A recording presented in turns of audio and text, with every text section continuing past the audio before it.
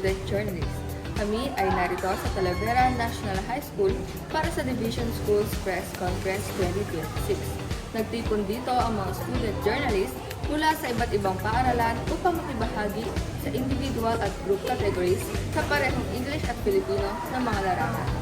Kasama namin ngayon ang isang kalahok mula sa online publishing English category. Ano po ang inyong mararamdaman bilang bahagi ng competition ito? Ang nararamdaman ko po ay naghahalong saya at saka kaba. Kasi po, kinakabahan po ako kasi unang try ko po na sumali sa ganitong uri ng kompetisyon. At the same time, sobrang saya ko po kasi first time ko pong ilalaban ang aming pong eskwelahan.